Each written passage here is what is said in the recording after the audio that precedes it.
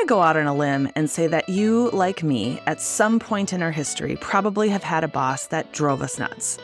Maybe we loved our jobs, but really wished someone would come in and, well, to be honest, fix our boss. Our guest today is author, speaker, and consultant Molly McGrath, whose new book, Fix My Boss, empowers employees and bosses alike to create authentic collaboration while fostering a more productive, effective, and enjoyable working relationship. And we know you're going to enjoy today's conversation. And we're glad you're here. Whether today is your first time listening or you're a regular, welcome. Would you do us a favor and subscribe to the podcast on whatever platform you're on? Give us a rating on how you think the podcast is doing. This helps us find even more listeners like you. And now to our conversation with Molly McGrath.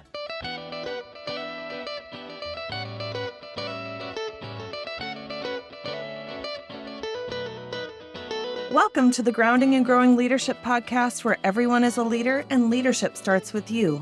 I'm Tara. And I'm Pamela. Thank you for listening and inviting us along on your leadership journey. Welcome to the podcast. We are really excited to have author Molly McGrath with us today, author of the book, Fix My Boss. We're going to be talking about empowering employees and leading up, and it's such a provocative title. We can't wait to dive in and understand more about what it means. Welcome today, Molly. Oh, thank you for having me. Before we dive in, I just want to let the audience know who we're talking to. So I'm going to let them know a little bit about you. Molly McGrath is an author, a consultant, and since the late 90s, she's been coaching, consulting, and directing presidents and founders of national organizations and over 4,000 law firms in executive leadership, continuous improvement, team empowerment initiatives to infiltrate new markets, leveraging partner ecosystems, and producing profitability. Molly has 23 years of specific skill set experience in legal CMO marketing, fractional CEO, conversation intelligence coaching, team development and empowerment, entrepreneur talent acquisition, Kaizen leadership, root cause analysis, revenue mapping, and action-based project management. Molly, you are an exciting person for us to have on this podcast. Definitely she is. Oh my goodness. And I just love that word. I can't wait to unpack this with you later, Molly. The entrepreneur. For some people in our listening audience, they may not be aware of what that is. But before we go into that today, because we are so fascinated and grounded as leaders into our own strengths, we want to ask you, which of your top strengths is currently your favorite, or are you really appreciating the most right now, Molly, and why? My top strength has always been win people over. And anytime I see somebody in a business that I'm coaching or on my own team that leads in the top 10 of woo, I'm like, hire them. I don't know what they're going to do, but let's hire them, because I feel many of my strengths on my strength finder anchor to relationships. And it's really important to me. And I think it streamlines through my business and everything that I do. It excites me. If I even look back, I still have my best friends since first grade. There's 8 of us. And relationships are really important to me. And at the end of the day, that's what we're all selling in business. Yeah. I already can hear in what you're saying, Molly, your origin story of relationships. And as an introvert, all of my best friends are 7s on the Enneagram, if you know what that is. Yes. I know. I was like parties waiting to happen because they draw me into the fun, my fun friends. And so this would be my fun friend, Tara, who's also with us on the podcast. But I would love to know, Molly, more about your origin story, perhaps where that woo comes in. And definitely the connection with relationships. It's interesting. I don't think any of it was intentional per se, but now that in hindsight, I've been doing coaching for 26 years now. And my origin story is I worked in government. I worked in the mayor's office in Buffalo, New York, took a civil service test, clock watcher, paid time off, all the things. And when I moved from New York to Colorado, thankfully, my government contract I could take a year personal leave of absence. I was 27 years old and come back and still have my job. So there's very little risk. And I answered an ad in a paper when you did that long ago in the classifieds. And the very first interview I went on, I got hired. And I felt really grateful because it was a national organization for estate planning attorneys. And if anyone knows anything about working with attorneys, they're trained skeptics. They are everything that you believe and see on TV and what have you, very intense, very much do, and I say this to my clients, lead with ego, and very stressful, high voltage industry. And so I was fortunate this organization was starting a coaching program back in 1997 when coaching really wasn't a street term, definitely not for attorneys.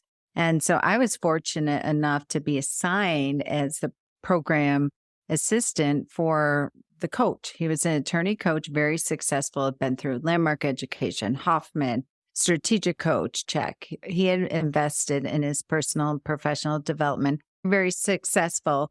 And so he was going to bring this to the organization as a value add and start doing personal and professional development coaching for the attorneys. And the first day that I met him, I was in Denver, he's in Tampa, way back before COVID and all this remote stuff.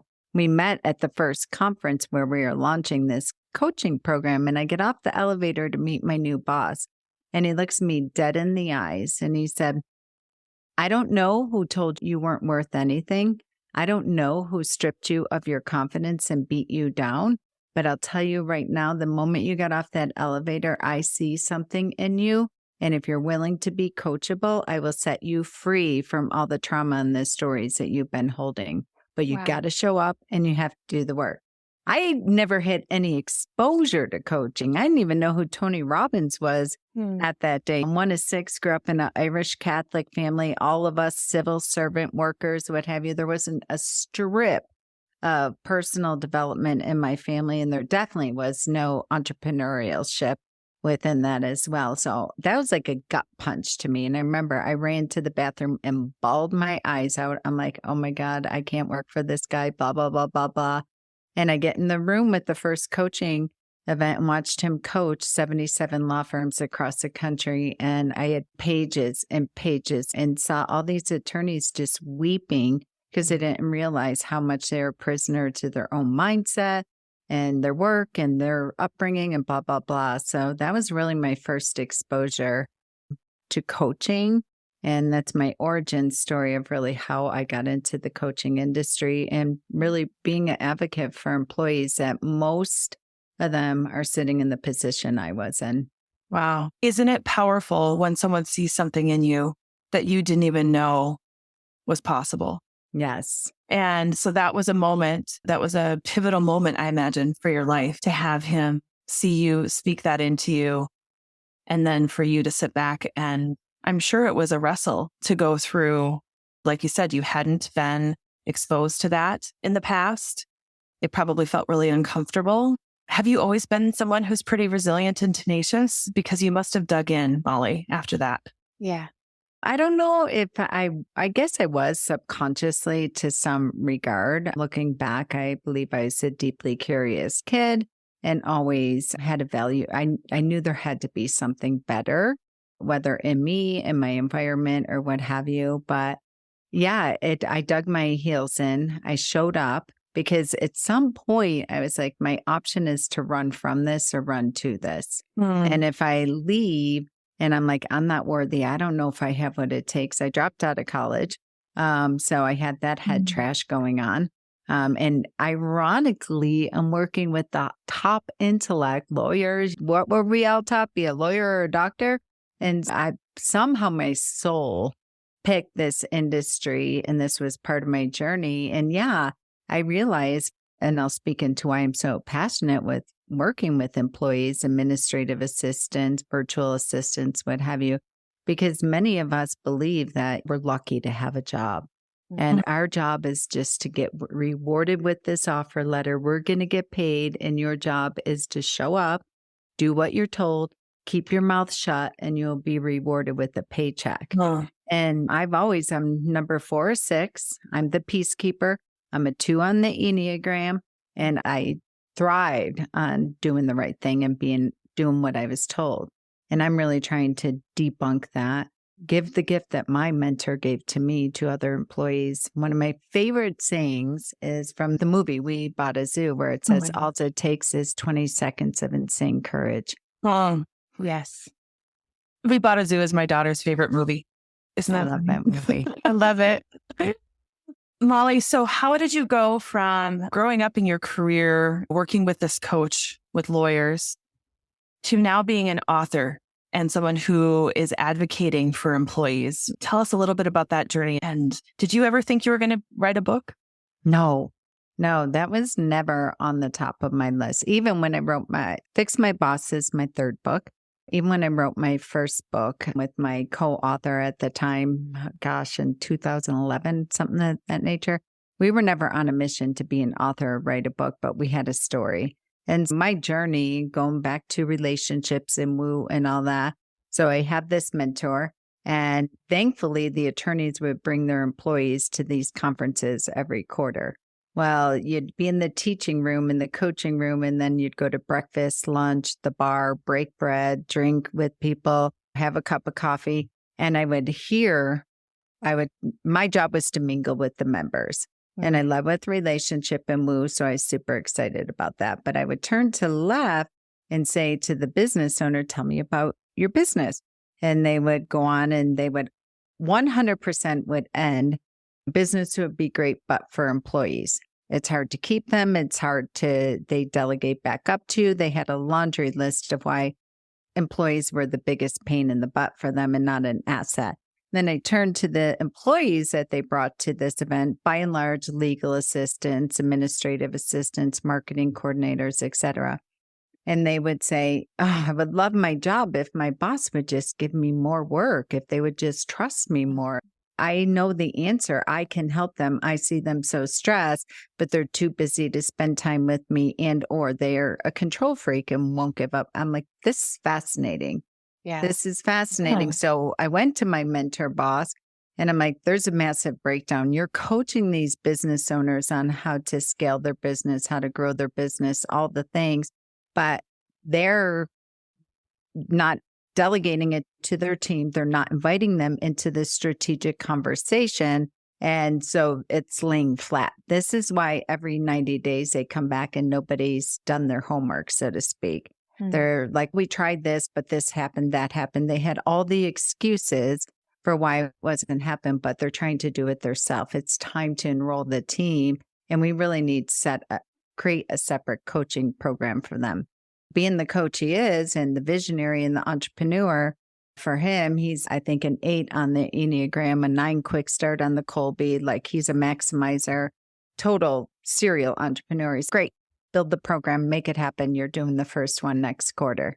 Oh, Whoops. So long story short, I've got that program going. And this was the birth of the book because I would have the attorneys come back to me. That was our client. And they'd say, what did you do to my team?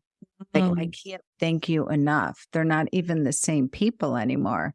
They're taking the reins. They're stepping up and leading. They're taking things off my plate. They're coming to me with proposed solutions versus constant problems.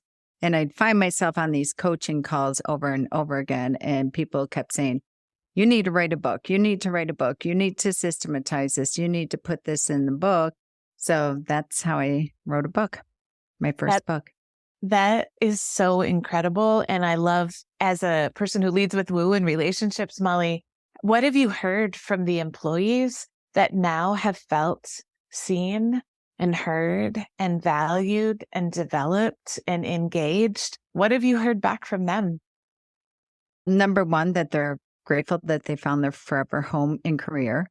Wow. So they're just, so often people will look at resumes and say, oh, I don't want to talk to them. And they job hop all the time. Consider the possibility that they're leaving because of the leadership. I don't know many employees that want to job hop and start a new job and get retrained and be onboarded and all the things. So they're grateful that they finally have confidence to use their voice in an honest, while respectful way, have a conversation with their business owner, their boss, or entrepreneur. Most people, there was so much trauma I had to undo that you're not going to get fired. And I always, if you can use your voice, consider the possibility that the outcome is you're not in trouble. The outcome is that you get a promotion. The outcome is that you make a difference within this small boutique business. So their confidence is through the roof. They feel like they're in control. There's no more complaining or resentment. And the greatest definition I ever heard of resentment is self-abandonment. So if you're resenting your job, you're resenting your pay, you're resenting whatever it is that you're resenting, stop and look at where you're abandoning yourself and biting your tongue. My experience, the people on the front lines, receptionists, virtual assistants, they're on the front lines. They know the answer. We just, as entrepreneurs and bosses, need to give them space and grace and ask them what they think and not beat them up if they tell us the truth. So we're going to get to the point where you get to give us a few nuggets from the book around what did you do to their team? What are you doing to help the employees? But can you talk a little bit more about what is the disconnect, Molly, between employers who are saying, if only business would be great, if only for people, versus employees who are saying, I really wish I could do a good job. I'm not being given what I need to do it. Or what is that disconnect truly? I love that you asked that question. And I brought you in my group to talk about grounding trust and all of that. But at the end of the day, I think it's communication. There's this story. I believe the biggest culprit is this story that in language, I even teach my employees and business owners, you're not allowed to ever use the word busy again. People believe we're too busy. So we don't spend enough time. The disconnect is if you gave your team consistent, persistent time, attention, and feedback every single week, hardwired, scheduled just like you do with a client meeting, and you show up for them and you give them permission and let them lead the meeting and let them start to facilitate it, the calendar, the clients, the conversions, your cash flow will be impacted. So I think the biggest disconnect is that as business owners, we're so busy, we don't give our team the space and grace of time. So communication. And people believe they're communicating with Voxer and Slack channels and texts and Teams and email and what have you. That's just a game of communication ping pong. It's very difficult to see body language, your tonality, to have that opportunity to banter and for them to give them the space and permission to give their insight and their opinion. Very rarely as entrepreneurs are we trained to ask, quote unquote, just a receptionist what they think. When they're your director of first impressions, my coach always says the answer is in the room. It's in the front room. We'll spend all this money hiring coaches, going to conferences, signing up for webinars, chasing strategy, but then we won't even give the people that we employ to help us grow our business the same respect of time. I see attorneys that'll shut down their law firm or business owners for 2 days and go to a conference, but they won't even give their team members virtual W-2, 1099 doesn't matter, 2 hours. And do you think, so what I really hear you, yes, it's communication, but it's connection. And connection requires time, right? Taking that time to connect. So in the room with them, with the body language and the tonality is really about building that connection and trust underneath it. And that does take time. Do you think that they don't take the time, or that we don't, because I'm certainly guilty of it sometimes too, Molly, but we don't take the time because we're not sure how? What do you think gets in the way? Because people will spend time to go to a 2-day conference, but maybe won't take the time to have a 10-minute conversation. Yes, I do. I think that's the core issue of it, myself included, when I'm not aware of it. I think it's connection, but I also think it's collaboration, where people don't want to be told what to do. But if you're invited to a table and somebody asks you, what do you think? And you be quiet, and then you get to banter back and forth. I think it's one thing is connection, but that collaboration second. I think as business owners, it's really like super sweet and awesome that we want to be respectful. I think we have to have this, it's systematized, packaged, perfectly laid out to be able to delegate something to someone. I think that we put too much pressure on ourselves to have to do a lot of the front work before, again, if you just schedule time every week, anytime any of my assistants or companies I work with are about to delegate something or give somebody more responsibility or implement a new program or process, I'm like, just put time on the calendar and whiteboard it. You don't have to build a perfect manual before you can even start talking about it. Have faith that your people if you hire and they have this skill set for whatever it is that you hired them for, have a little faith that they will be able to carry the ball for you and they'll be able to get it moving. So I think as entrepreneurs, business owners, managers, and leaders, we put so much pressure on ourselves that we have to do all this groundwork before we can have a conversation with our employees. I'm a huge proponent of fast track that. You don't have to do any work. Just get to the proverbial whiteboard and start mapping out people. Most people are visual, auditory, what have you. Even if you create this beautiful employee manuals are the perfect example of this. I'll get calls all the time. They're like, I spent so much time and money on that employee manual and no one reads it. I'm like, because that's not how they learn. Yeah. Like speaking to people's listening in a way that makes a difference with them. And if you're breaking bread and you're connecting and collaborating and bantering back and forth, you'll go further faster. That collaboration piece is so powerful to let employees have their voice. And so that just becomes then a mindset shift to set that schedule, to get that whiteboard out. And so that allows the employee then to really recognize that they can lead up by coming to the table and to allow their influence and their impact and their ideas. How do you start to change that? Where does that shift come where the employee recognizes that they really have that ability to lead up? And what sort of steps really need to be put in place to start that culture shift or to allow that employee to recognize that they can be empowered to do that? I love that. It's really simple. And this is the way that I've done it. Take what works, leave the rest. But number one, have a weekly stakeholders meeting every single week. All hands on deck with your team. I have agendas. Happy to give it to any of your listeners. That always easier to edit than create. And where it is facilitated by the non-business owner.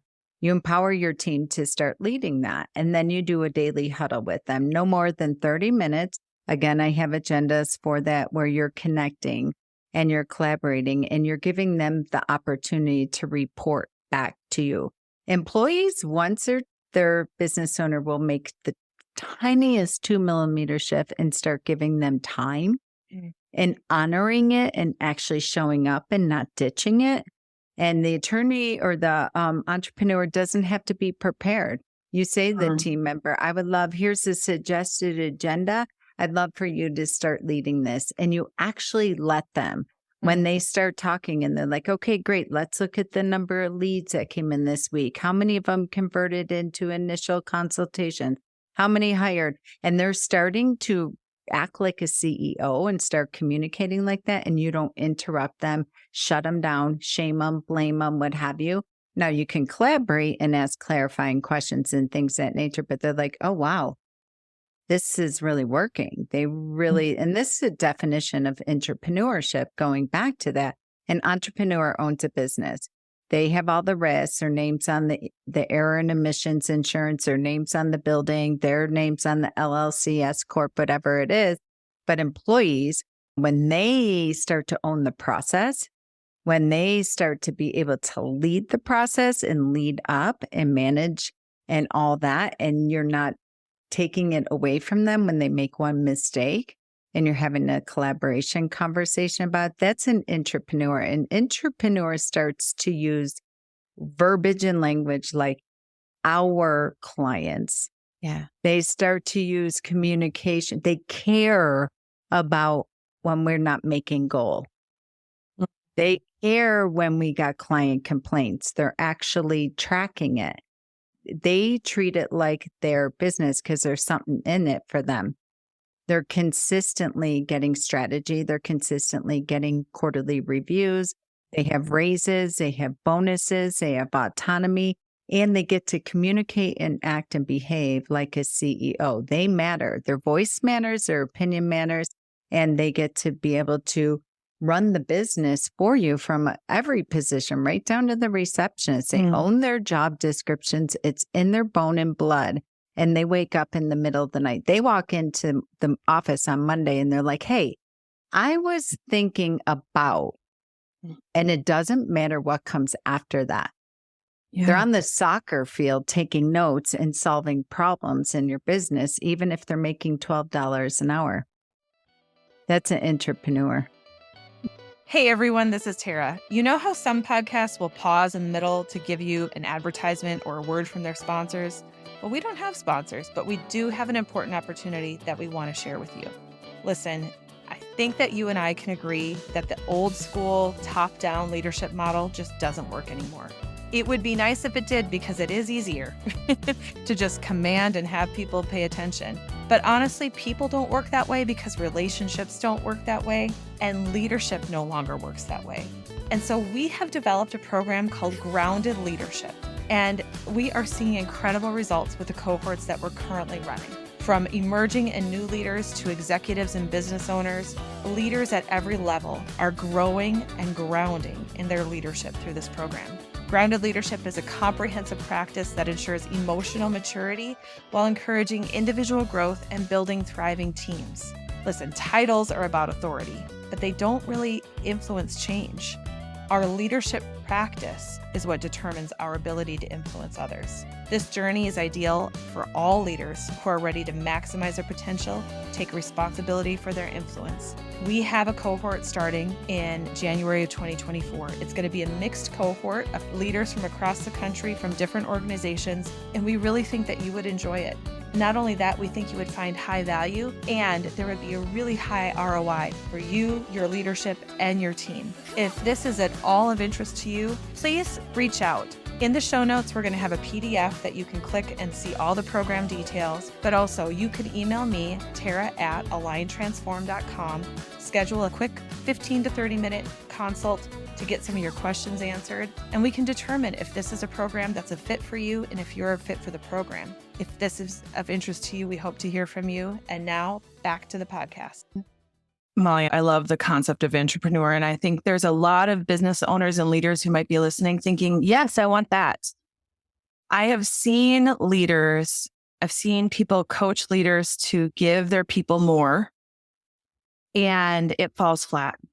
Or I've seen an employee coaching an employee to say, okay, you're going to lead up. And so you're going to do X, Y, Z to step up and take more. And the owner slaps it down. How do you help them get over this dance, this hump of this mountain? Sometimes it feels like where they're not really sure how to trust each other because maybe this person has been micromanaged for the last year and they don't trust themselves because they've been told they probably can't be trusted with it through the actions of the owner or the leader.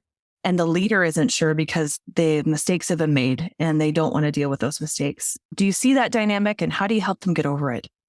I do see that dynamic, and the way to get over it is consistency. So, for example, you give the new employee more autonomy and more duties or what have you, and it falls flat or they don't come back. It's twofold. One, I train the team members at the end of the direction. You do a debrief in everything. Don't care if it's a water cooler assignment or what have you. You clarify and verify. This is what you want me to do. This is my next step. This is a level 1 delegation or level 5 delegation. Level 1 is do exactly what I told and come back and report exactly what you did. Level 5 is you have everything you need to do to actually do it and make a decision and close it, whatever it is. I don't need any feedback from you. What have you, just give me an update in tomorrow's daily huddle. And then you have hardwired in your calendar safety nets for consistent communication. 1 hour a week in a weekly meeting with it. And depending on the size of your business, you might need multiple levels if they're in marketing or production or case management or whatever. And then daily huddle, really quick, where everyone comes together. Don't care if you're driving and dropping the kids off in the daycare. You're in the office, what have you, where you're clarifying and verify. Okay, Boss Tara, yesterday you told me that you want me to go and renew the contract for the copier. what have you. I got the 3 quotes. Here's the one that I believe is the best. I put 10 minutes on our calendar for me to come in with the contracts for you, and we're going to make a decision. Then you come back and as entrepreneurs, we have this deep-seated like defer and deflect, where a lot of times we will not make a decision. And ironically, a lot of times bosses and business owners are not quick to make decisions.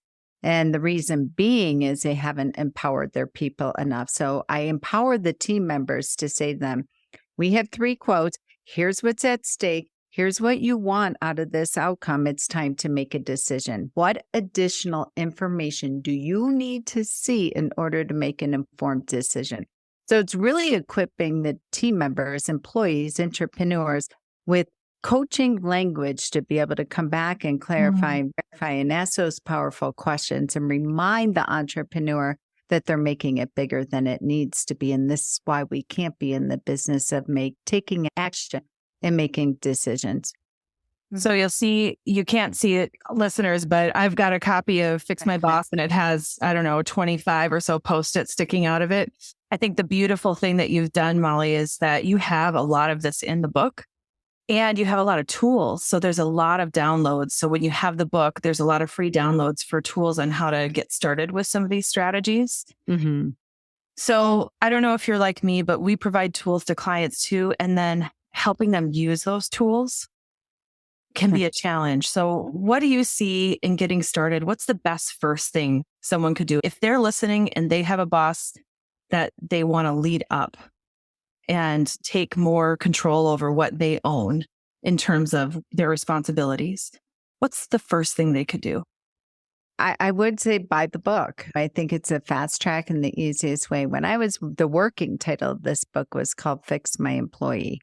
And through my publisher and through working with many of my clients, they were very heavily involved in this book. They're like, we won't read it. You got to twist this and say, Fix My Boss. So the boss can actually buy the book and give it to the employee. So right then and there, you're extending the olive branch. If a boss is going to buy a book with that title and they hand it to their employee, they're going to say, I really believe in you. And I really want this dynamic to change. And I can't do it all alone anymore. So why don't you read this book and come back to me with proposed solutions of what we can do to create 2mm shifts in the business, in our communication, in our culture, in the way we do things. And right then and there, you're already getting buy-in from the team member, from your employee. If a boss is going to hand a book like that, they're saying, I recognize I might be part of the problem or one of the biggest problems within the business, and I don't want to do it alone anymore. I need you. That you just said the key word there. You said the word need. So often that entrepreneurial boss doesn't even know how to speak in 2mm movements as far as to ask for what they need. And so what I hear you saying is that this book is going to give the employee the tool to know how to help their boss define what it is in those small measures, what it is they actually need. Yes. And I love that you point that out, because we all know when people ask you, when you're in the thick of it and you're stressed and you're time strapped and energy exhausted, and somebody says, what do you need? You're like, I don't even know. Yeah. And so this is a great way where I don't know what we need. So I'm inviting you to help me figure it out. It's so true. The work that we do too, there's an exercise we do where that helps people connect. And one of the requirements of that exercise is to identify what you need. And that is the hardest part of the whole exercise, is for people to get in touch for themselves with what they need, because we don't take time. You were talking about time earlier with connection and collaboration, to take time for it. Yes. And whether you're an owner or just someone with a very full plate, because we try not to say busy too, but a full plate. You need to take a few minutes to identify for yourself what you need so that you can articulate it, right? Because we just don't take the time to figure that out. We just know we're frustrated. Yeah. Molly, we want to continue in a part 2 conversation. And where a couple places I think we'll go in that conversation for listeners is, how does all this impact bottom line truly? Because I think sometimes, yes, having time for all this is nice, but we've got the short-term game we're playing. And then also, I think we would love to dive into how do you help people truly overcome some of the trauma they've experienced at work. We talked about that at the beginning, we glazed over it, but I'd love to go back and talk about the very real impact that our workplace experiences have on our lives. So stay tuned, everyone, for part 2 with Molly McGrath. You're not going to want to miss it.